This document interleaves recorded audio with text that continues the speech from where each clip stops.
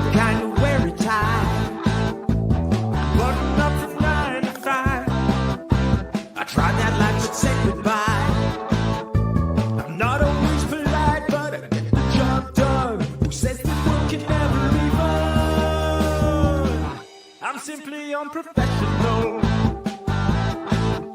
Simply unprofessional. Yeah.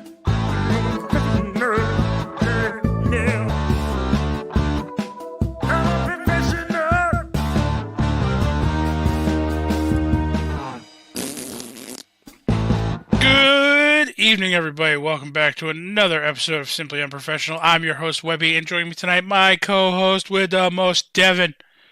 Hey, everybody. How's it going? Devin! Yeah. How you doing, man? I'm good. How are you? Sore. That's about it. But we're talking about a topic today that neither one of us are qualified to talk about. I mean, that's every topic we talk about. No, today we're going to be talking about something that I know you have garnered a personal heightened interest in recently. You kind of fluctuate. You're like on a roller coaster when it comes to video games. Like you play a video game for a while, then you lose interest for a while, then you're back on that train, and then you're back off that train again. Which is good. We all take breaks from games. I do it with WoW all the time. But today we're going to be talking about Overwatch. Now, we talked about this earlier today. I know we've done an episode on Overwatch. I don't remember if it was technically a Simply Unprofessional or if it was back when we were under the Tavern Talk banner. But in any case, it has been quite a while since we've done one, and a lot has changed. So they've added several new heroes. They've changed how certain heroes work. They changed the meta. And to give everybody a little peek behind the curtain, we are for sure going to be playing this while we record. Yes. So the challenge is to see if we can stay focused on the episode. Yeah, I 100% do not think we're going to be able to stay focused. I have faith in myself. I don't know. In a normal situation, I would say, you know what? Webby could probably do it better than I can, because I don't always try hard in this game, but it is what it is. So I'm going to see what happens. What are you playing? Mystery Heroes. Mystery Heroes. Okay. I haven't done my placement yet. So we're going to start. Devin sent me a link to this website, and we're going to talk based off of categories here. Okay, so we're going to start with the tanks, and then we're going to move on to the damage, and then we're going to move on to support. Now, for those of you who have listened to our previous Overwatch game episode, you'll remember that the damage used to be offensive and defensive. They got rid of all that. So now it's just tank, damage, support.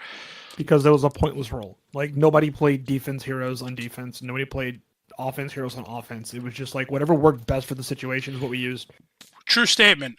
My defensive hero, I remember my defensive hero that I always fucking played, still love him to this day, was Junkrat. He was considered a defensive hero. I was always very offensive with Junkrat. Still am. So the first character we're going to talk about today is a tank. It's D.Va. So D.Va, okay, I don't know her. Let's see. I see. That's the problem I'm going to have is like the button configurations, because I've custom. Me too. She has two abilities. The right click. Her right click is her shield, her defense matrix. Now that used to be where it would have a damage limit on it, correct? Like way back in the day, it would be like, oh, you can hold this up as long and soak up X amount of damage before it goes away.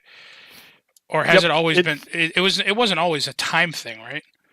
No. It was timed in the beginning. Now it's on a meter. It's on a meter and it goes on a meter. But then when your meter runs out, it was like you used to not be able to fan it before. Like now you can kind of fan it, right, and like pulse it. Before it was like you activated it and it went on for a length of time, and then that was literally it. Oh, speaking of D.Va, I am D.Va. Yeah, so now like the cooldown has been reduced. You can literally just kind of click it on and off. And dude, when you get into like Mystery Heroes or some of the other game modes where you can have multiple divas out, it's really bad when you have people working together and they're alternating that shield. Because it doesn't just absorb damage, it literally negates the attack in general. A good chunk of abilities in the game it just negates. Yeah. Like I know you could throw Junkrat's little pool balls, his damaging pool balls, they just disappear. Same thing with Zarya's ult. It deletes Really? Zarya's ult too. Which if you catch Zarya's ult before it hits the ground and pulses, it just deletes it. Huh. Did not know that. Yeah, so that's why a higher level play, because Zarya's really, really good at higher level play.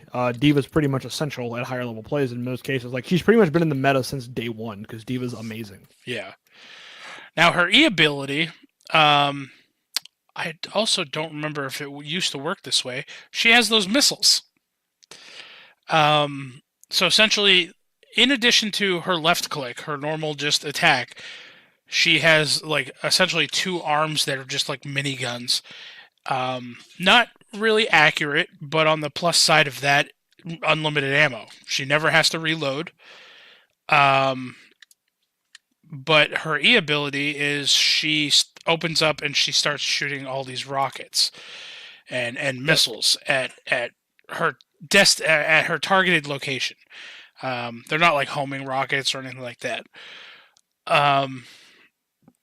I think that's essentially just all of her basic attacks. And then she has her ult, but I mean that's all her basics. Yeah, her ult is, as always, she pops her mech will start to glow, and that's when you know she's charging it up. And then she can do. I mean, I like the fact that it's so maneuverable. Like you can choose to use her thrusters and like throw her mech suit, or you could just do it standing still. But essentially, you hit Q and her mech self-destructs. There's a small little countdown timer, and then anything that's visible to it, and not behind like a barrier or something. Like you can get like Reinhardt barriers and stuff that Riza shields that block it. Yeah. Essentially just gets fucking one shot. It gets annihilated. Now, I am glad they changed it. It's my understanding now, correct me if I'm wrong on any of this, Devin, Diva's ult no longer now kills Diva? No, it used to. It used to. Back in the day, it used to kill her. I'm not going to lie, I kind of missed that. No, it made her ult kind of pointless at higher level play because basically she was too because how it ejected her out of her mech. Unless she launched it in, it was impossible for her to get and do anything with her ult. Because what would happen every time was she would basically have to fly into either eject her ult, and if it was off, like if the aim was off, it would just miss or easy to block. But if she dove in the team, she was screwed. Now it gives her an ability if she can dive in the team ult, or like if Roadhog hooks her, she can ult, pop out, and then as soon as the bomb detonates, she can pop back in a brand new mech. All right, yeah. Now the cool part about Diva also is if you end up chewing through her. Does she have shields or armor? I don't remember. She's armor. Okay, so shields are yellow, correct? No, armor's yellow. Okay, so your life bar is essentially white. Armor is yellow. Your life bar is made up of three things in most cases. Yep, armor's yellow, bluish shields. Armor reduces damage by -5 or max up to half per shot. But they're actually about to get reduced really soon here to 3. That's about to get reduced really soon to -3. I have to look that up for a second. Get reduced to -3, because armor was just really powerful. Right. So now that's going to get fixed, shields would regenerate. Yeah, like Zenyatta. Yeah, right? Shields would regenerate. So like people like Zenyatta, who had, I think Zenyatta has 50 regular health and 150 shields, would, if you did under 150 damage to him, he would just come right back to life. Right. You know, as long as he wasn't getting hit for a second, he would regenerate health. Now, one thing I do like about Diva is if you do enough damage to her and chew through her armor, it will pop her out of her mech, but you'll still live. You'll still be living as Baby Diva, is what we call her. Baby Diva. That's what everybody calls her. She's Baby Diva. and you can run around with this pistol, which does a lot of damage. It does significant damage. I know Rob Edquist does. He's way more dangerous as Baby Diva than he is in the mech a lot of the times. But then if you do enough damage, your alt meter will fill up and you can just resuit. Essentially. I mean, Baby Diva does a lot of damage anyway. So I yeah, mean, like Baby Diva does stupid damage. And her gun's actually really easy to headshot with. So she just spams. She can just spam damage like nobody's business. Right. So I mean, that's essentially the breakdown on Diva. I don't think we're missing anything. No, I mean that's Diva. I mean, her biggest abilities are by far just her. She's one of the more mobile tanks. Yep. Second only to Ariza. Inside joke, everybody, and I love it. And that's a really good segue because Ariza is the next tank on the list. So we will be talking about Ariza next. She is actually the person I'm playing currently in this match. Nice. So her right click, you lob out this fucking green orb, and I just recently found this out because of you, Devin. Either you can let the orb smash into something and it'll detonate and it'll essentially pull everybody in. It's kind of like a little. Halt. It's called Halt. A halt. Yeah, it's like a little mini Zarya ultimate, I guess. It is. What it's made to do, because she has a gun that she shoots and it has 200 rounds. She's actually really good. 150. 150 rounds. My bad. I forgot that they nerfed it down. It was 200 when she first came out. 150, and they gave her, I think, a tighter spread to make up for that. But anyway, point being is, she is meant to lay down fire. She's very immobile when it comes to being a tank. She's not really meant to move, but that's what Halt's for. Like, as enemies run away out of her line of sight, she shoots Halt out, brings them back in front of her crosshair, and she doesn't have to move her crosshair. She can just shoot Halt, and then just trust the Halt. Just trust that it's going to pull them back to where they have to go. Right. And that's what's going to happen. You know, she just keeps firing there and just dings on the heads, and people die, usually. I will say, I did not know that you could detonate this earlier until you pointed that out. And now her E ability, one of the reasons why I think she is the most non-mobile tank, she essentially has a mini version of a Reinhardt shield. She is a combination of several tanks, I feel. She has a mini version of a Reinhardt shield. She has the ability to basically not be moved. She has the ability to not just not be moved. You know, with her, I think it's stand your ground or no, fortify.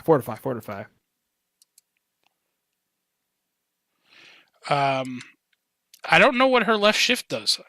Like, she powers up. She shoots. That's what fortify does. Oh, she shoots faster. She shoots faster. She has she's unable to be CC'd. She can't be CC'd. Oh, that's good to know. With fortify, she can't be CC'd, and also I believe she takes less damage. I believe her whole body becomes armor effectively, so she takes less damage overall. Okay, it's good to know. See, I did not know that. I don't play Ariza very often. Me either. She's my second most played main tank because I hate playing Winston with a passion because I'm a terrible Winston. Yeah, I'm not good at Winston either, but... Oh, and one more thing about Diva, going back to Diva, that I just remembered a second ago, real quick.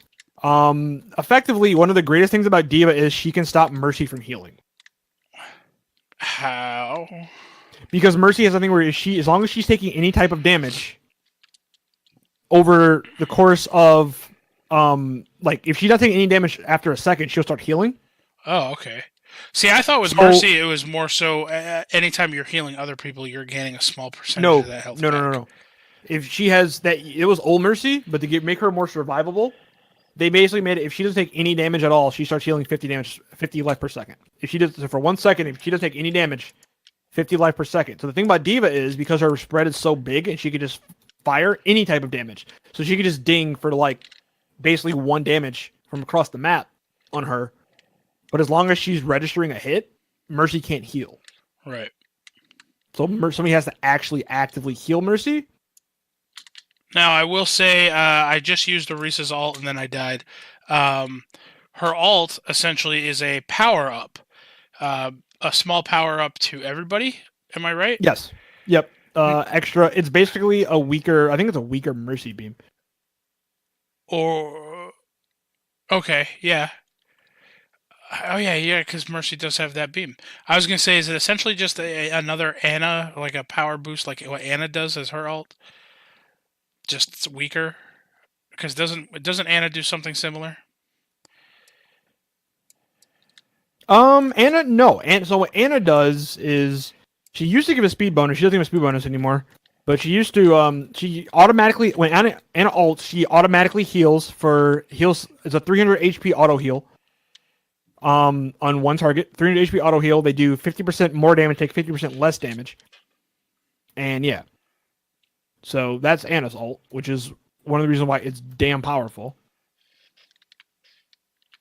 And in fact, a lot of times it's useful to just use her ult specifically for the reasoning of being what you call it? Specifically for the reasoning of healing somebody. That's the big main thing. Like if your tank's really, really low, you can just hit them with that, even if they're not particularly great with it. Like Reinhardt's not a particularly great tank to use it on. Like it helps him out survivability wise, but damage wise, he's not great to use it on. Like Diva's gonna get more. Diva or Winston are gonna get way more damage potential out of it. Okay, so that's nothing like what Orisa's ult does then. No. Okay. Well, moving on, we will talk about Reinhardt next. Now that you brought up Reinhardt, Reinhardt, arguably way more maneuverable than Orisa. I mean, you're meant to essentially move around. Yes, He's the second slowest tank in the game. you do have a giant ass shield that you Yes. that you put up, I believe, with your right click. You can move around with that, but you are significantly slowed when you do so. Yes, it feels bad to be a Reinhardt. And the reason why it feels bad to be a Reinhardt is, especially if people don't play behind your barrier, you're useless. The Yeah. only reason Reinhardt's on the field is to have a barrier for your team to fire behind or push behind with. Yeah. And if the team is not pushing behind the barrier, there's no point in being a Reinhardt. It just feels bad. Now, do you have your shield feel up like I'm trying to protect people, and then I just die immediately? now? Do you feel like that maybe is the reason why today we see such aggressive Reinhardts who like they No. barely throw their shields up; they just literally charge You in mean there the and start Reinhardts that swinging. need to just remove their shift key? Yeah, I call them the please remove your shift key Reinhardts. Those Reinhardts, the shift hearts. yeah. For those who don't know, Reinhardt's shift is he just does a freaking barrel charge. Yeah, so across the map. these thrusters shoot out of his back, and he He does a just rocket charge across the flies map. across the map. Yep. I did find out there is a set distance that he will charge. He doesn't charge until he stops. I know. That's the whole. Yeah, I know. That's the whole point of the cliff dive of cliff charging. Like if on Watchpoint Gibraltar, which we were in a custom game, I would show you. Watchpoint Gibraltar. If you charge from right at the cusp of the bridge part right there, or not the bridge, the overhead part where like people stand on to defend. Yeah. If you charge from right there where that first dip down Yep. towards the point, and you get somebody, you will throw them off the map, but stop right on the edge. Huh. I love cliff charging. It's great. It's a great thing. Now, in addition to his shield and the charge, his main attack is he has no ammo. He literally carries a giant ass hammer. And you just swing it. Now the hammer, I love the style. I tip my hat to the Overwatch team at Blizzard who comes up with like the style and the look of these characters. Because dude, a giant fucking maul with a small rocket engine on the back side of it, hands down one of my favorite weapons. Like it is such a cool looking weapon. Now don't get me wrong, I don't play Reinhardt. I fucking hate playing Reinhardt. I'm no good. But I do love his maul. So essentially, obviously unlimited ammo. You just sit there and swing. It does a decent amount of damage for it being just a melee attack. Far slower than, say, Brigitte's melee attack. So you have a shift, which is a charge, the right button, which is a shield, his left mouse button, which is your melee attack. And his E button is he shoots. I don't even know what that is that he shoots. It's like a flame attack, I guess, out of his hammer. Do you know what that is? It's the fire strike. Yeah, the fire strike. So now we're tryharding. No, the fire strike. I mean, I'm listening to what you're saying. I know, but like how I thought you had it. Well, no, like I'm trying to describe what it is. Like it is literally a fire strike. That's literally what it is. All right. Well, yeah, that thing. So those are essentially Reinhardt's key abilities, and like you said, really, it's only kind of ability useless that matters being a is Reinhardt. his shield. Yeah. His only ability that matters for Reinhardt is his shield, and Reinhardt. The only thing Fire Strike is good for is for ult charge because it can travel through multiple people. Yeah. So, like for instance, the best strategy to do with the Reinhardt is you have like a good lineup of people. You Fire Strike, which D.Va can eat, by the way, bitch. You Fire Strike, but you have Mercy damage buff boost you because you get ult charge based on how much damage you do. You get ult charge based on how much damage you do.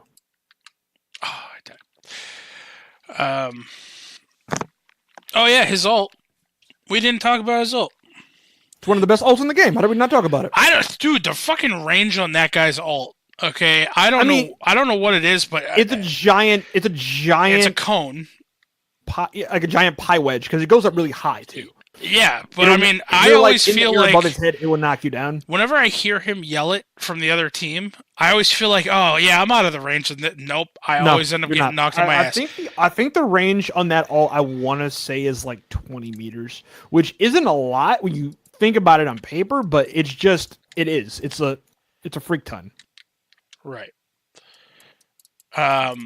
So essentially, yeah, he grabs his hammer, he slams it on the ground, and it causes like a little mini earthquake in like what Devin said, essentially a pie-shaped cone, and everybody in that area falls prone for like it's one of the team wipe ults. It's one of the there are a few team wipe ults in the game that are not necessarily meant to kill, but meant to set up team wipes. Yeah, that is one of them. Do you happen to know off the top of your head how long it knocks you down for? I want to say it's like 1 to 2 seconds or something like that. I think it might be more than a 1 or 2 seconds. It might be more than that. Oh, I was guessing. I don't play Reinhardt at all. I think Reinhardt. It used to be longer. I think it's 2.5 seconds. Oh, all right.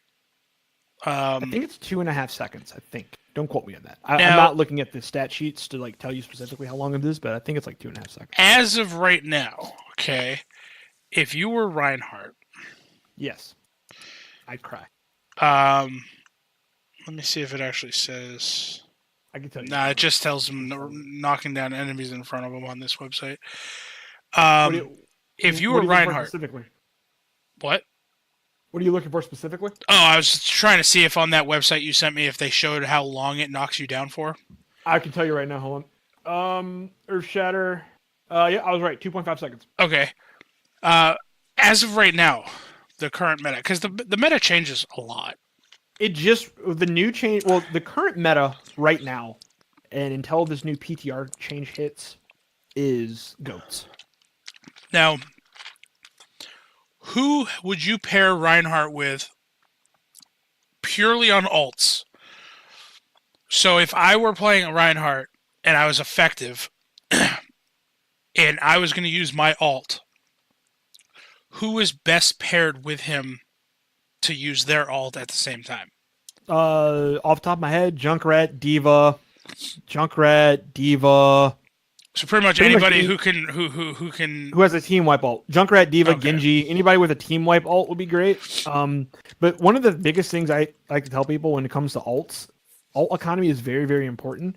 But what I tell people all the time is don't be afraid of like a solo or a duo ult. Don't hold your ult looking for like that perfect like Yeah. 4-man ult. Yeah. Because what happens is, like for instance, if you're Reinhardt and you find yourself for some god unknown reason, like you charge and you survive, and you're behind enemy lines and you have like both their supports line up, you're a Reinhardt. You can kill 2 supports pretty quickly. You can ult fire strike and just beat them both down.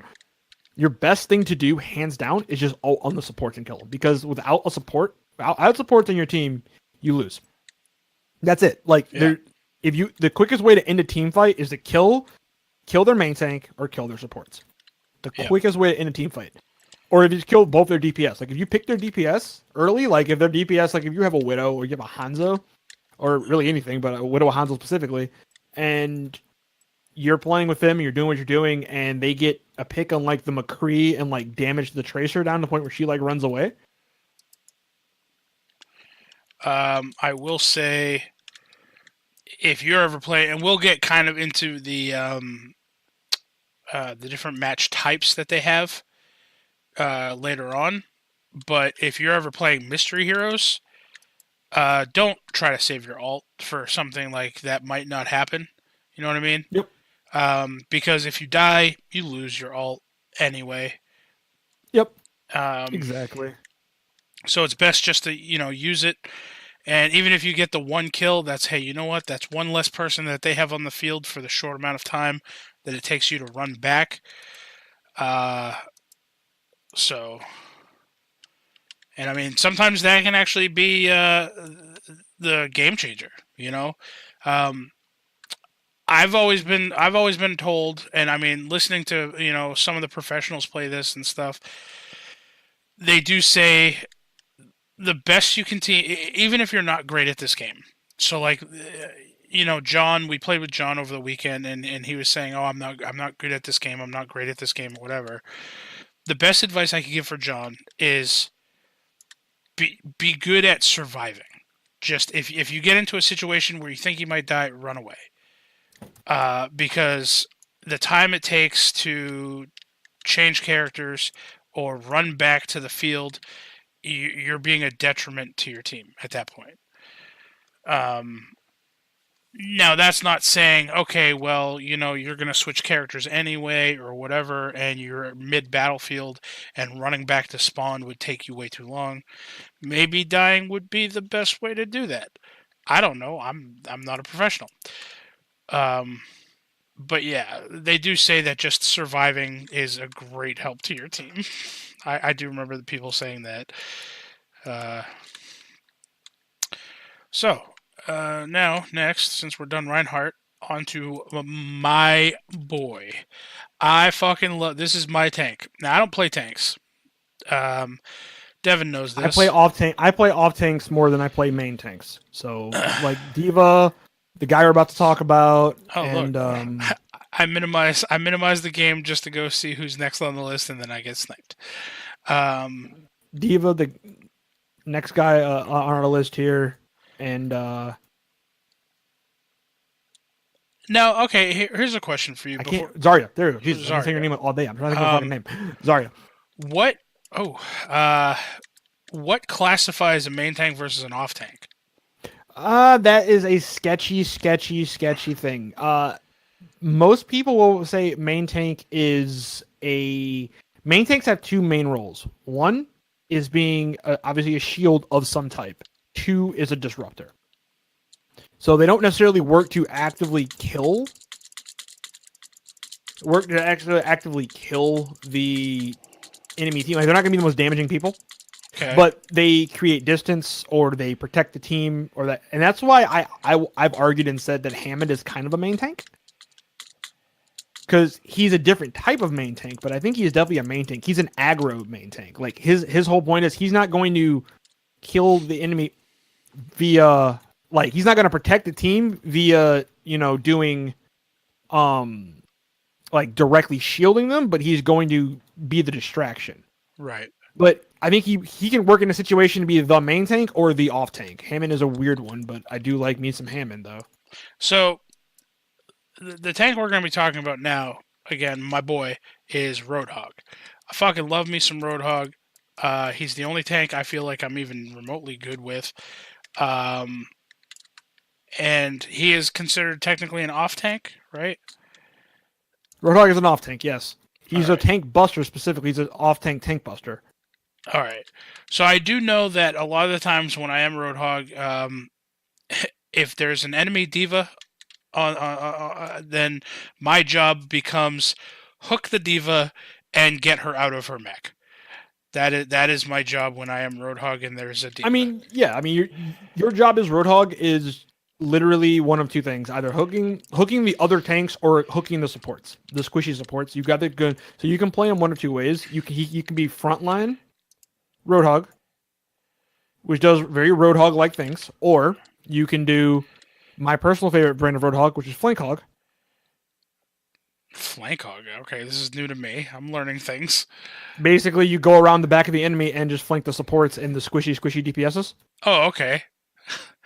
That sounds kind of like the troll move that I do when I'm Reaper all the time. Is I will get behind the enemy team, and then as the enemy team dies one by one and they respawn, I will just kill them as they come out of spawn. Yeah, I mean, I yeah, am a something like very that, but, like, mean Reaper. Flank Hog is fun. Flank Hog is the best. I Okay. just realized I was unmuted in the game, so I've been podcasting in the game the whole time. Nah, Together. whatever. They're all. Everyone on the team's like, "What the hell is this guy talking about?" I'm hosting a cooking show. This guy loves Um, Roadhog. Yeah, so Flank Hog is the best. Flank Hog is the best hog, right? So they probably muted me by now. So, Flank all Hog is right. the best hog. so your left click, your main weapon. You have this. I guess it's a mini. It's a gun. I don't know what the hell. It's like a. It's a scrap. It's called the Blunderbuss. scrap gun. It's a scrap gun. It's like a blunderbuss or Yeah. like just a shotgun, really. So you can have two different fire modes. With your left click, you can fire a short ranged burst. Yeah, a close range burst meant for close range combat, and then the real value in Roadhog is outside of the hook. The real one shot potential is the right click. Right, which is your and- longer ranged, more clumped up scrap that Yeah. you fire. And have you got down the mastery of it, like where you're supposed to shoot it at a range that right before it bursts? Because if you hit him directly with it, it only does 50 damage. Okay. So never right click if they're in a range where you're just going to hit them directly. It does like 50 or 70. It does like no damage at all. Okay. But if you hit them right, if it basically explodes right in their face, it's like over 300 damage. It does so much damage. Really? All right. So that's the way you can like shred tracers and everything else at like mid range or like DPS. Like you head click them one right click on the head and they're instantly dead because they can't do anything about it. It's just 175 damage flying in their face. Times that by 2. Right.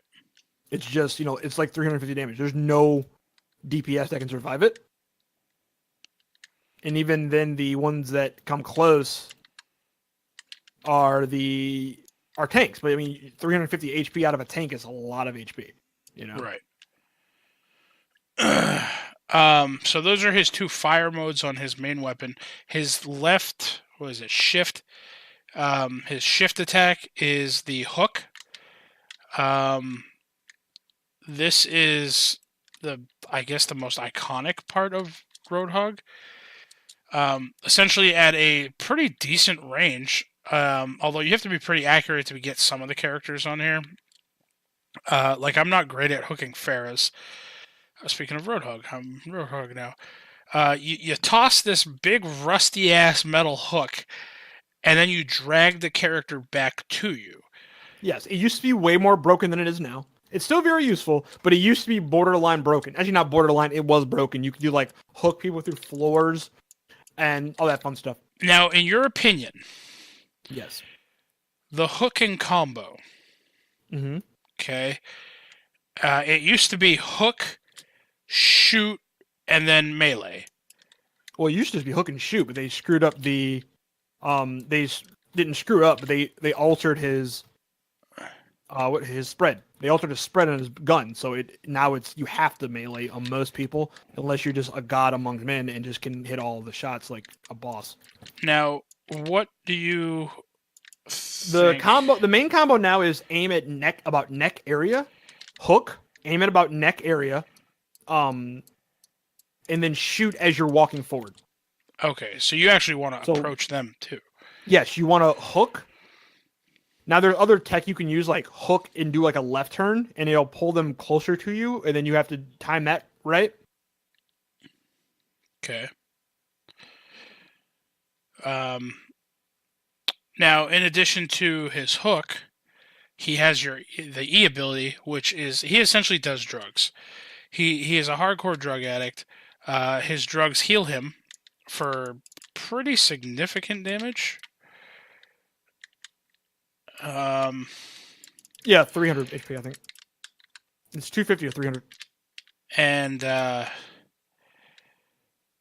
I mean it's to the point where like you can literally dive into the middle of a group, and as long as you don't have like a bunch of people like Tracer running at you, because Tracer just chews through your fucking life. Well, Tracer does full damage to you because you have no armor or anything. You're just all health, which is one of the reasons why people don't necessarily like Roadhog. And it's it's validated. It's a validated reason for not liking Roadhog. Why? Just because he has no armor or shields? No, he's a huge target. He's a huge target, and to top all that off, him being a huge target, he's just a sponge. Yeah, but I mean, he does have a self heal. Easy ult charge. He's easy ult charge, and that's one of the reasons why people don't like him, because he's easy ult charge. Well, I mean, speaking about all of his other abilities, his ult is the last thing we do need to talk about. His ult essentially is a spray and pray. It actually has a really good purpose. It's mainly to break barriers. It's a barrier breaker. Oh, see, I always use it to knock people off of point. It's used to knock off point, but it's amazing against like a Rhine barrier. Oh, okay, fair point. It destroys Rhine barriers like nothing. Oh man, I am in here with all sorts of bad people.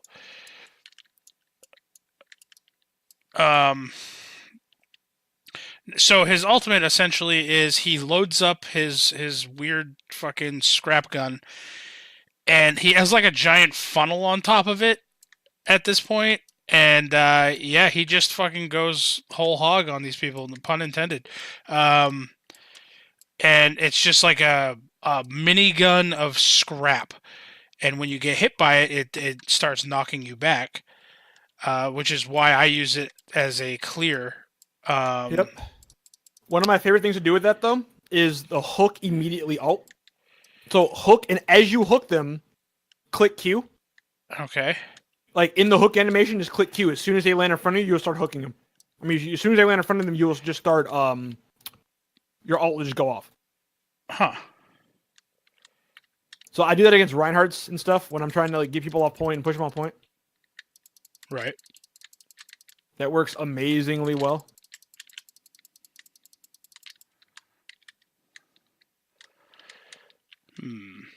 Interesting. Very, very interesting. Yeah, so I'd have to say out of all the tanks, I mean, we're not even done the tanks yet. I think next is Winston, if I'm not mistaken. Because we're down to what? Winston and Zarya left? Winston, Zarya, yep. Which, I mean, Winston's going to be a quick one because I don't play Winston. I have no real tech for Winston. I suck at Winston. Yeah. I admit that. I'm a shitty. So Winston, his E ability, we'll start with the E ability. Well, actually, we'll start with the left click. His main weapon, he has like a fucking arc gun. The Tesla cannon, it just shoots out a bunch of lightning. You don't have to aim with it. It just does damage. Not a lot of damage, in my opinion. No. Again, main tank, not meant to do damage. Winston's the whole point of Winston is you dive in the enemy and you create two separate zones. So, like with Winston, you want to dive into the enemy and create two separate zones. Basically, you want to create two combats. You want to create all the combat on one side of the barrier, the combat on the other side of the barrier. So you want to dive in the middle of the enemy team and separate them by a barrier, and then have your team. So like he's great in like a dive comp, like Right. literally he's great in dive, which was the meta pre-goats, which was another meta we might be going back to at this point. I'm not sure. And don't worry, listeners, we will talk about goats in a minute. I just want to get through the tanks. I mean, goats are all tanks though. Is I mean, it? It's kind of the place to talk about it. Goats. Well, then we'll talk about it as soon as we're done with the final tank. All right. We'll talk about the tank method. So Winston, he has the arc cannon as his melee weapon, or as his left click weapon. Bob, do something. Um, his right click, I believe, is just a melee attack, right? I don't have his right click. Just isn't anything special. Um, his left or his shift is a extremely high jump. Like he like literally launches himself up. Um, and I mean he's pretty maneuverable when he can get up and over some pretty serious shit. Um, and then his E ability is like what you said. He puts down like this barrier. Uh, it's like a little bubble, I guess, and it's a little force field. So it's just another shield that you got to break through at particular points. It's pretty handy. Other than that, he's just a fucking monkey, people. I don't know. I'm kind of in the same boat. I'm not good with Winston. I don't play Winston. So if you want to talk a little bit about the last tank on our list, Zarya. I know you enjoy playing Zarya. Zarya, I'm good with. Zarya's one of the most, I think, tanks that require the most skill to play. Okay. Because Reinhardt, there's a lot of pressure on Reinhardt, on main tanks in general, because they are the initiators of the combat. So it's their job. There's two people on the field that initiate the most, and it's going to be Zarya. I mean, not Zarya, sorry. It's going to be your main tanks and Lucio. Those are some of the harder roles to take on, because Lucio's a lot of the time are the shot callers, or they're also the initiator. They initiate the fight because they choose when to push in, when not to push in, all that fun jazz. Yeah. So I love playing a very aggressive Lucio. I mean, yes, aggressive Lucio, best Lucio. I will say my favorite time to play is when I am playing aggressive Brigitte and you are playing aggressive Lucio. So much fun. I do love me playing some aggressive Lucio. So Zarya's left click. What's her main attack? It's just a beam. She shoots the beam out. Basically, Zarya has energy counter that goes from 0. She has like a particle gun, and her energy counter is a particle gun that goes from 0 to 100. Basically, she can put up 2 bubbles. One is a personal bubble, which bubbles her for, I think, 200 damage. Then she puts one on somebody else that bubbles one of your allies for 200 damage. Every time they take damage, she can she gets charged. Yeah. As she gets charged, she gets really, really powerful, to the point where I think she's one of the most highest rated or highest damaging DPSs in the game. Okay. After a certain point, after she's like 100, she gets, she's pretty crazy. And her right click is she shoots out the orb, right? Her right click is the orb, which really, in reality, that's your main weapon. That's what you really want to be using the most on her. It does the most damage, and it has the knockback stun effect. That's what you want to be using more than anything on Zarya. So really, the tech is you shoot that with Zarya, and then you left click in between the animations. Yeah. For maximum damage output, but you want to use your right click the most for Zarya. Your left click is useful, but it's only really useful against like bullshit tracers and other things like that. Yeah. People you need to chew through kind of quick. So yeah, her E ability, I believe, is, like you said, she puts shields on other people. Her left shift ability is she puts a shield on herself. Yep, and she has the best ult in the game. Oh yeah, we didn't talk about Winston's ult. Winston's ult, he goes ape shit. A big monkey. Yeah, he goes ape shit and just literally starts swinging and knocking people back. He becomes the most highest HP hero in the game. We've actually missed Wrecking Ball too, by the way. We miss Hammond. Oh yeah, Hammond. We'll talk about him right after Zarya. I haven't had the chance to dive into Hammond. Like, I'm not bad with him. I haven't had the chance to dive into Hammond to really go deep on Hammond. But yeah. Yeah. So Zarya's ult is like what we mentioned earlier. It's a graviton surge. She essentially puts this ball, like that's a black hole out, and it pulls everybody around it into it. It's great for teaming up with people like what you said earlier, your Junkrats, your Divas, essentially your team wipe alts. Now, yeah, I'll say the last tank now is probably Hammond. We'll talk about Hammond. Devin loves playing fucking hamster ball. I really find Hammond fun to play, but I'm not good with him. It's more so I enjoy playing him because he's a giant fucking hamster in a ball. That's literally it. I don't know if Devin's still there or not. I'm sorry, I have to use the bathroom. Oh, okay. I'm back. So we're talking about Hammond now. Hammond is this is why I said he's kind of a main tank, because he's a disruptor. So he can basically, one of his abilities is a grappling hook. He can grapple hook onto ledges, and really the main combo is you want to swing into the enemy, like flank behind or fight with the enemy or fight with their team, but swing into the enemy, knock people out of the way. Yeah. Now, when you're swinging, you will actually gain speed, and like your ball will catch on fire, so you know you've reached fucking maximum speed. But the swinging isn't even the big thing with him. You don't want to swing with him like all the time. That's good, but you really want to be swinging always. You always want elevation. Elevation is so important with Hammond. It's elevation is what you want with him. Yeah, because he has, what is it? Power driver. Yeah, he has left control. Left control, which is power driver. It's insane. That, like, Hammond to me seems like he has more buttons that do things than any other tank in the game. I mean, you're not wrong. It does a lot. I mean, Hammond does a lot of stuff. He is one of the more technical tanks to play in terms of like requiring skill. Really? Yeah. I mean, he is a hard tank to play. He has more buttons to play. He really doesn't have any type of shield. He has mobility. That's his real biggest defense. Is just his mobility. Right. And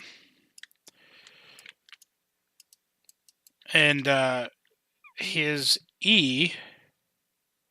I'm trying to think because I don't play Hammond. His E, I think, is his. Well, his shift is he goes in and out of ball form. Yeah, his shift is in and out of ball form. His E. Now we'll say that when he's in ball form, you can roll around. That's literally what you do. That's when you can use your grappling hook and your ball charge or whatever. When you're not in ball form, you are this little tiny hamster on top of this big ass ball with legs, and you shoot Gatling guns. He's basically like a weird reskin diva in a way. Yeah, just without unlimited ammo. Like he has limits on his ammo, I believe. But I'm trying to think what his E ability is. His E ability is his shield, isn't it? His shield up. Oh, yeah. You're right. I don't ever play fucking Hammond. I haven't memorized his abilities yet. Now his shields, is that just literally all it does? Is it just gives him shields? No, so it gives him a shield, but it's based on how many people are around him. So for every, I think he gets 100 shields for every enemy in his vicinity. Okay. So if you power drive in the middle of the enemy team, like if you're playing Hammond, like I'm only saying because I just got Hammond now. If you're playing Hammond, you can look at Hammond and you'll see on his HUD there's a little like orb with an X and a 0 next to it. For every enemy next to you, you're going to gain 100 shields. Oh, okay. So if you drop in the middle of the enemy team, and that's why he's kind of a main tank in a weird. He's kind of like a Winston in a weird way, minus dropping the bubble. So you kind of want to use your grappling hook to throw yourself into the air. Throw yourself over into the enemy team. Control down into the enemy team, and then pop your shield immediately. It's fucked up. Because you're going to gain a bunch of shield, and then your team pushes in right as they're when you drop down a power driver, it pops everyone up in the air. Oh, okay. And everybody loses their, like, they can't control themselves from it. It's like an air stun. Okay. They're in the air for a minute. They can't really control themselves unless they have a way to get out of the CC. And then you kind of coordinate it right. Hammond goes in, power drives, your team pushes at the same time. Now your team's fighting with Hammond in the middle, but Hammond has all these extra armor points that he can fight with. And Hammond does a lot of damage, surprisingly. Like a surprising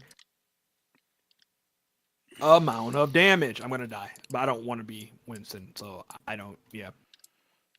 The thing with Winston is to like we're talking about Hammond, but I'm Winston right now, and I just went out and died with him, so I want to talk about it real quick. The thing about Winston is specifically is like he is depending on his team. You cannot do anything solo as Winston. And there's a lot of characters in this game, but it's specifically a lot of characters like Winston. Like, Winston cannot do anything solo. True that. Um, do you think Winston could solo Winston? That fight, it all boils down to who lands the First punch. no, who lands who lands the charge drops. Oh, all right.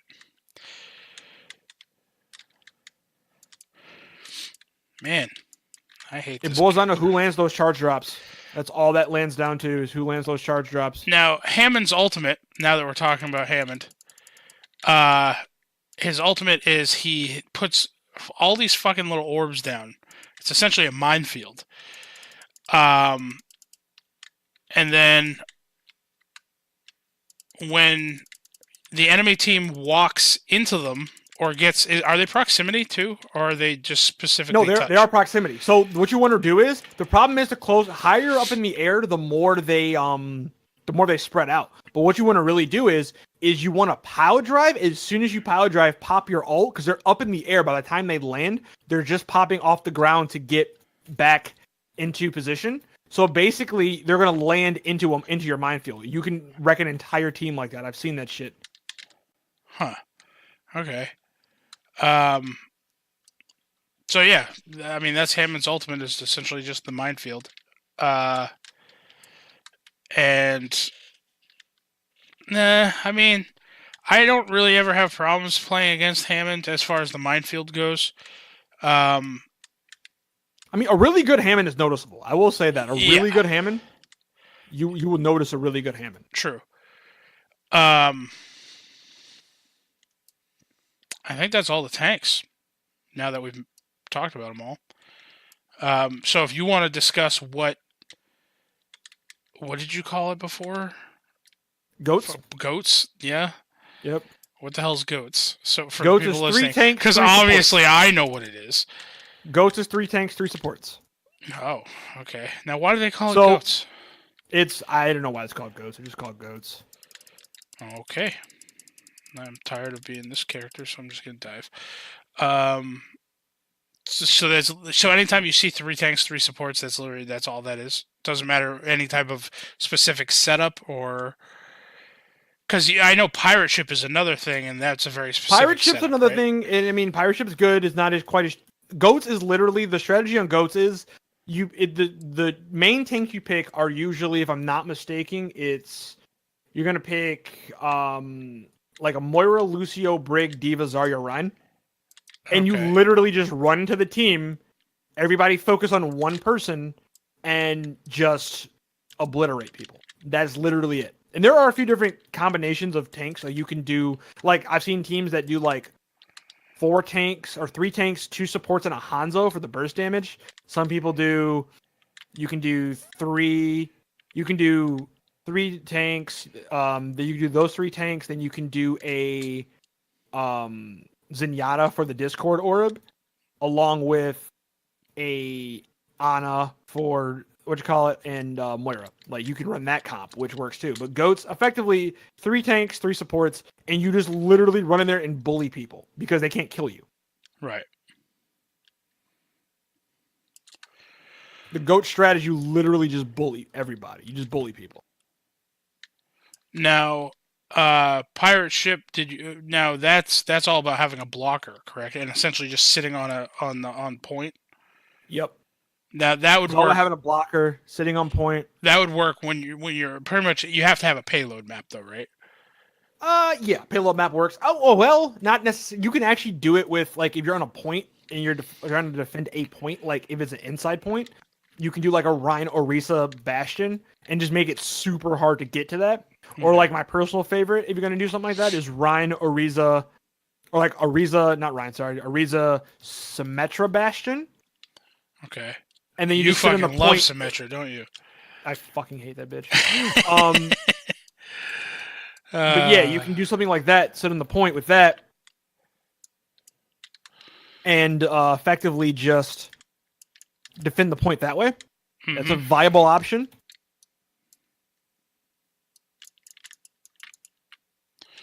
Well, that sucked.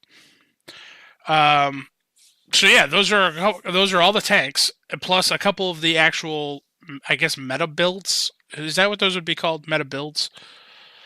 the meta, just kind of the meta. I mean, I'm not gonna say builds, just meta. Yeah. Now, what is the current meta? The current meta is still goats. They just released a PTR patch, which kind of wrecks goats in a weird way. It doesn't wreck it; it just makes goats. You can still play goats. It's just that more things counter goats. Because the only way to beat goats was play goats. That was the only thing. So you had these matches where nothing would die. Because you would just have tanks and supports constantly. Nothing ever died. Right.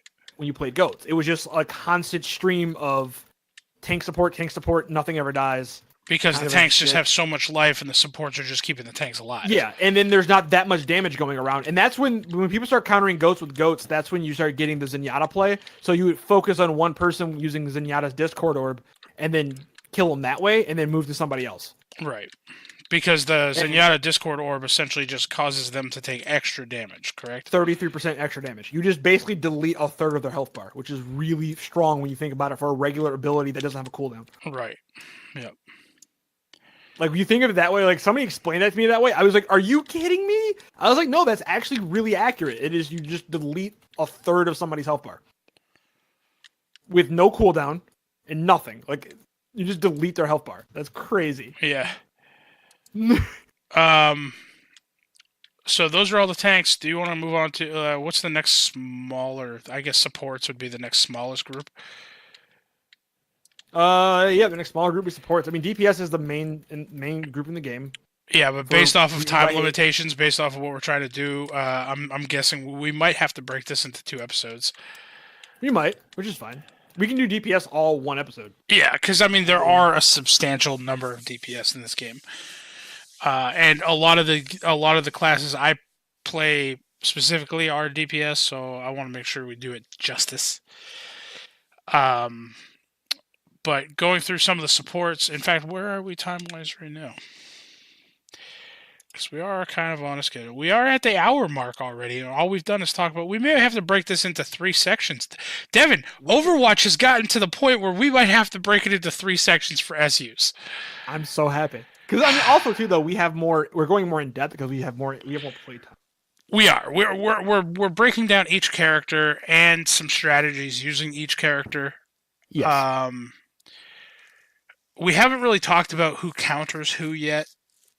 I mean, if you want, let's quickly go through. I'll name off the tanks. You tell us, because you would know better than me, who essentially has some good counters for these particular characters. We'll stick with just tanks. That's the thing. Most things counter tanks by default. It's just a matter of if you can play around the person playing the tank. But it's like tanks that have no inherent strength, like weak strength. It's weird. But okay. But go ahead. All right. So who would be a good? I mean, the D.Va. I mean, we've already talked. Roadhog's a good counter for D.Va. You hook her. Roadhog's a good counter for D.Va. I mean, yes and no, because this is the thing about D.Va though. Like, if D.Va knows she's about to get hooked,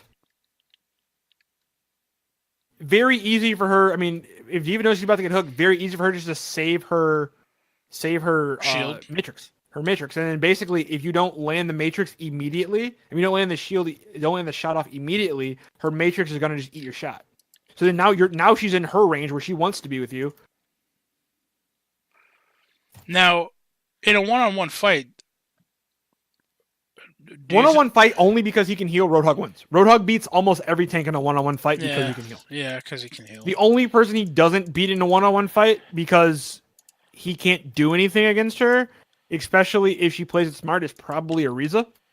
All right. Because he can't pull her, even though she can't heal. He can't pull her, and if she times her shields right, he can't really get behind her shield, and she can halt him and pull him back. Right. The only thing is if he does close, it's sketchy. Like, one-on-ones are interesting because it boils down to who's who. Like, there are some clear 1v1s that, like, you're gonna lose in a heartbeat. Right. Now, so if you're playing against an enemy team and their D.Va is extremely good, who would you switch to? Like who? How are you gonna counter The enemy diva. A really good diva. How would I counter a really good diva? That is basically how I would counter a good diva. Would be that's hard, man. That's really hard.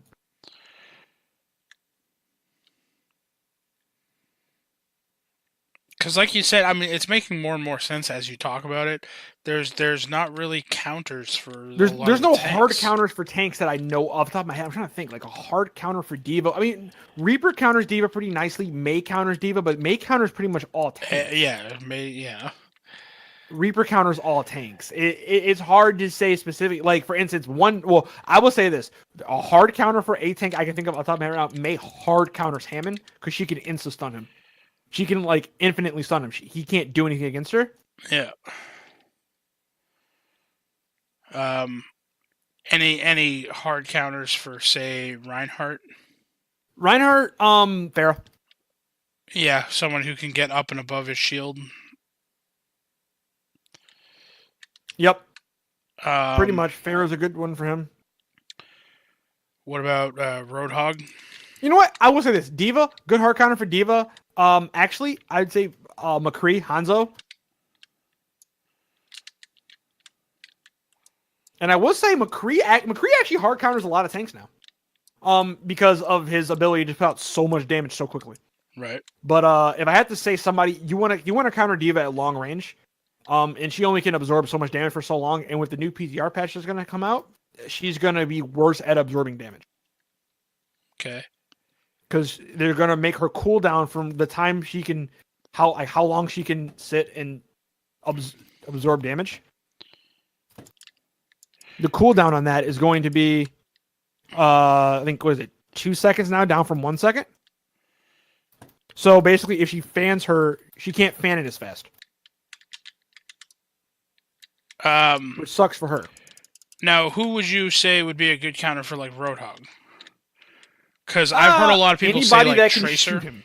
Tracer's a good counter for Roadhog, but anybody that really can shoot him, May's a great counter for him because she can get out of the. Anybody he can't one shot any DPS he can't legit just one shot. With any DPS he can't one shot with his pull and shoot. Yeah, so is pretty much a good one. I mean, Tracer is a good one, but not really. I mean, she does a lot of burst damage. Reaper does a lot of. But see, Reaper's a good one because Reaper can't. They're both. His optimal range is Reaper's optimal range. Now, see, I was told Tracer is a good counter for like a Roadhog because her bullets go so fast that she literally just chews through his life. It depends. If she's good at getting headshots, yes. Okay. Like if she's not good at getting headshots, then no. Like if she can land the headshots, it does a lot of damage. Sure, absolutely. If not, then I mean, it's kind of how it goes. Now, what about we've already kind of talked about Hammond. That'd be a May. May, Arisa. Yeah, I mean, anybody that does like May was good. Actually, Tracer's really good against him. Soldier's good. What about Arisa? I mean, I'd say anybody mobile. Anybody mobile, Pharah. Yeah.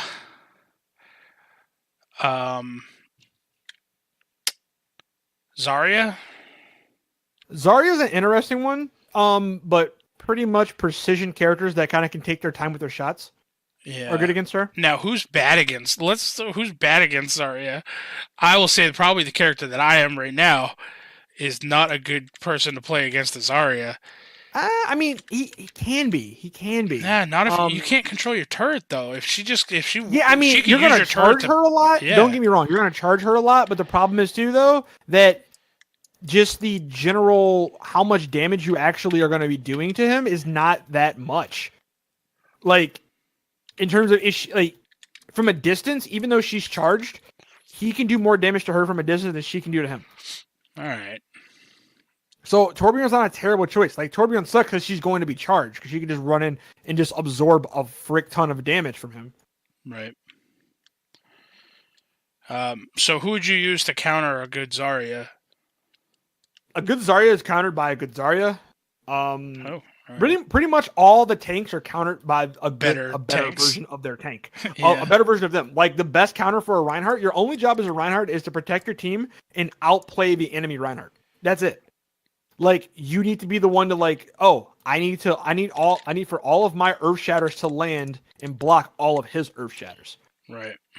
Like that's your job as a Reinhardt. So I mean, as a tanks are countered by tanks. I mean DPS, but DPS shred tanks. Like there's really nothing that hard counters a lot of tanks, but there's really nothing that is like super weak against tanks. Supports are super weak against tanks.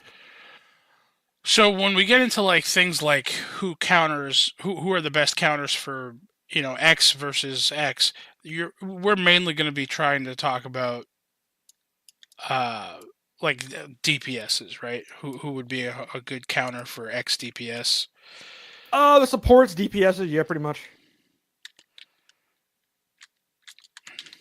Supports DPSs are pretty much the way to go in terms of where we're going to be hard counters. Because, like, for instance, Moira can,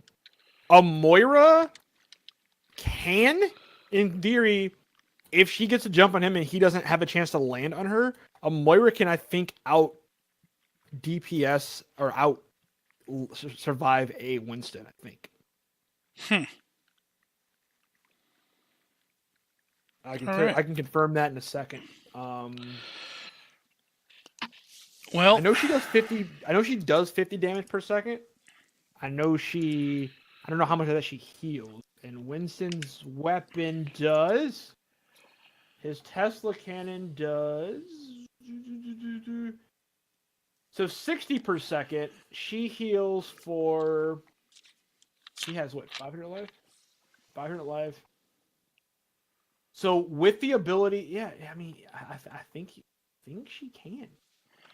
I honestly think she outlived. Oh, we can always test it at some point. If you want to hop into we can right now. Hop into a custom game. Now, I will say one final question before we do our sign off, because we will end this episode doing tanks. We will do another episode doing supports, and then we'll have to do a much bigger episode doing the DPS. That we're breaking the DPS. Like, as a support in tank main, support off tank main, I have love for tanks and supports. I do play a lot of damage heroes. Like on the account I'm on right now is my Hanzo account. I play a lot of Hanzo in this account. To pretty good success. I will say that I have 3 characters that I love playing and that I feel like I'm decent with. 2 of which are damage dealers, 1 of which is a support. And that's Brigitte. Nerfing again. Huh? I don't know. They're nerfing her again. I know. So out of the tanks that we spoke about, if somebody were to start playing, say we wanted to get John more involved into Overwatch, okay? Mm-hmm. Who do you feel is the hardest skilled tank to play, and who would be the easiest skilled tank to play? Hardest skilled tank to play, hands down, is probably. I would probably say Roadhog. Really? The reason why I say Roadhog is because if you're not mechanically good enough to land the hooks, and you don't know like the tech of like how to follow it up and things like that, he's just a bullet sponge. Yeah. He's just a bullet sponge. He offers no real mobility. He offers burst damage, but if you don't know how to do it properly, like if you don't know how to when the left click, when the right click, when the hook, who to hook, like when to take a flank, when not to take a flank. All the other tanks you can pretty much roll with your team if you don't know what, like Winston. If you don't know how to do like a proper dive with Winston, like me, I get a good dive every now and again, but if you don't know how to do a proper dive with Winston, you can kind of roll with your team. Right. You know, you can just roll with your team, drop a bubble in the payload, and just do it that way, and just roll with your team and play like a really defensive Winston. Right. And you'll be all right. Like Roadhog doesn't have that many ways to play Roadhog. Like you either play like in your face, like just hook them and then the team kills them one by one, kind of a thing, or you do flank hog. Like that's really the only real way to play Roadhog is one of those two. Like don't get me wrong, like you can play like I I love playing a super aggressive Roadhog, especially at this ELO I'm in right now. I just play a super aggressive Roadhog because there's really not much people can do to be like, oh, I'm going to stop this guy. Like, not really. If I fuck up, I die. Like, that's pretty much the only thing. Like, if I as Roadhog fuck up, I die. Other than that, whatever. Ariza is easy to play. You can just drop a shield, stand there, and shoot. I mean, there is tech to Ariza. There's knowing when to fortify, when to like halt, and the best advantageous spots to halt. She's like super mobile. She's the most mobile type. And then you have Diva. Diva is great, but Diva throws a lot at you. You have a lot to learn with Diva. Diva has good survivability. She has the ability. She's one of the strongest tanks in the game. Most of the strongest tanks in the game are off tanks. Just how it goes. Yeah. Diva has a fantastic, like, her ult's great. Who do you think's the easiest tank to learn? So, like, if we were going to throw John into the Wolves and say, hey, we need a tank, we need you to get good with a tank.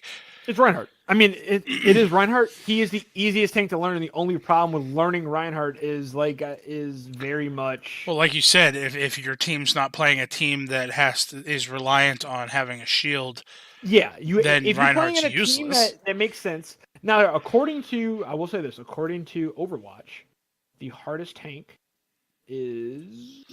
Why, do they actually have, like... The hardest tank is Zarya, according to... Zarya and Hammond are the two hardest tanks, according to Overwatch. Okay. I mean, I will say, I've never gotten the hang of Zarya to being an effective Zarya, so... Winston is 2 out of 3. Roadhog's a 1 out of 3. Reinhardt's a 1 out of 3. Ariza is a 2 out of 3. Diva is a 2 out of 3. So the easiest tanks, according to Overwatch, are Roadhog and Reinhardt. I don't necessarily agree, because this is the thing. You can play them, though I agree with that. Existing on the field and doing something, those are the easiest to play. Having impact, like real impact in the game, I think Roadhog is one of the harder tanks to play. Having real impact in terms of just... Because you have to play him aggressive, but he has nothing to save himself with. Right. Outside of his extra health, which just gives the enemy more ult charge. Yeah. Where like Zarya's bubble doesn't really give ult charge. Things like that. Or he gives less ult charge than actual health. So you have that, that where he's just like, he's a big sponge and there's a lot to counter him, for instance. Yeah. But if I was being like in the total package in terms of highest skill ceiling of a hero, your hardest heroes are going to be Winston, Wrecking Ball, Zarya. Right. Those are your hardest tanks. Winston, Wrecking Ball, Zarya are the hardest tanks in terms of skill ceiling, like of how far you can take that hero and have like different type of tech and deep understanding. And to be an effective Zarya, first thing I always tell people is you want to try not to have both your bubbles out at the same time. You want to try to alternate your bubbles. Yeah. That way you're getting the most for your charge.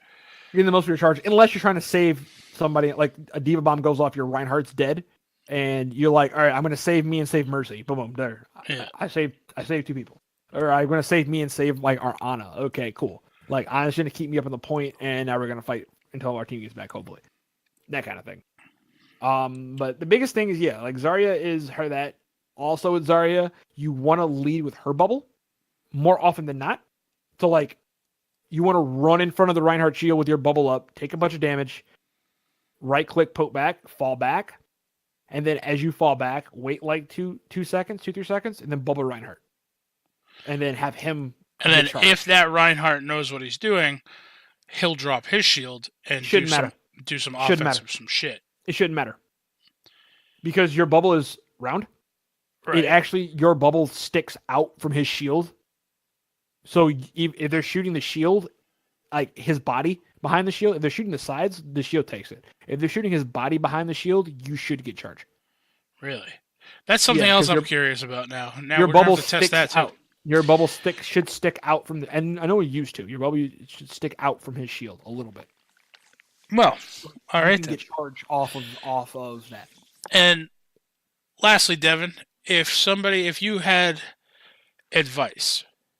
Yes. For anybody who wanted to start playing Overwatch and decided, hey, I listened to that one episode about tanks, so I'm going to be a tank. What bit of advice would you give them? Don't do it. Okay. Don't do it. Save yourselves. It's a thankless job. Don't do it. What advice would I give them? This is the advice I would give them. If one person doing something stupid on your team, all right, one person doing something dumb on your team, that person's dumb. If two people are doing something dumb on your team, it's now a strategy.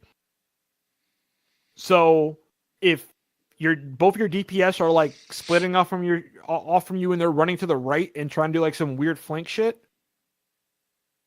play with it.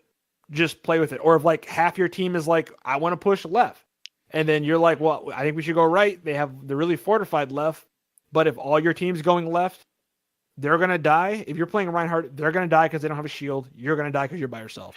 So, but even if what they're doing is stupid, you're better off being dumb with them than being intelligent by yourself. In addition with that, if you're ever in a match and everybody's saying, oh yeah, stick together, blah, blah, blah, and your Lucio and your Brigitte go running off together and are being super aggressive, no, go hang out with them. Go hang out with them. Leave the DPS to die. I will tell you something right now. Lucio and Brigitte doing that is, first off, not a good idea. Lucio and Brigitte, for most situations, are not at higher levels, are not enough healing to help out a team. Because a Lucio shouldn't be sitting on healing all the time. Most Lucios actually don't. I mean, Lucio puts out a lot of healing. Don't get me wrong, but he shouldn't be sitting on healing. And Devin, Brigitte it was more so because they would be playing in a game with us. I know. I was getting at that point. Although I we know, did that strategy all of one time. I fell in love with it, and we haven't done it again. We haven't been able to. We'll work on it. I hate people. We'll work. Yeah, if you want to play a tank, I mean, like me, I play. So over the course of all the seasons I've played Overwatch, for the competitive seasons, I've DPS mained, I've main tank mained. I played Reinhardt and Zarya, so I main off tanked for a while. I played a pretty good Reinhardt actually that season. Did okay with him. Played Reinhardt, played Zarya. I still play Zarya to this day. I have enough Reinhardt skill where if the team absolutely needs a Reinhardt, I can hop on Reinhardt and I can perform and be okay. I don't need to remove my shift key. Thumbs up for that. Also, too, Reinhardt players out there, take a short charge. Always a better charge. Never take the long shot, like Hail Mary charge, because you just die. It's not worth it. Don't do it.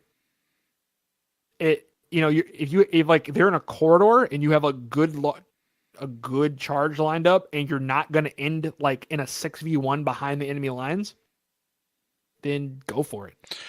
I always love being the Lucio and then seeing the Reinhardt try to charge me and I just literally boop him off to the side a little bit. Yeah, until you booped him to me that one time. And I was shouldn't have been standing behind me. I wasn't behind you. I was like to the left. I was like to your left, and you like jumped and booped him straight into me. I'm like, well, that was unfortunate, but okay. I think my personal favorite is the Reinhardt that like you can see the moment in Reinhardt when he gives up on life. Like he's holding his shield and he's taking damage and his team's not doing anything, and he's just like, fuck it, shield charge, go, and then like immediately dies and body goes flying across the map. Like you can just see the moment when he drops the shield, like his shield's going down. He has no other options. His team's not behind him. He's just like, fuck it, I'm going in. And I love that moment. I love that moment so much. When Reinhardt just loses all his shit, and he's just like, I'm done. I'm done with this team's shit. Yeah. I'm going to charge and die. I'm dying like a man. And he dies like a man. Well, Devin. One of the best things about Brig can counter Reinhardt charge. There you go. That's true. I do it all the time.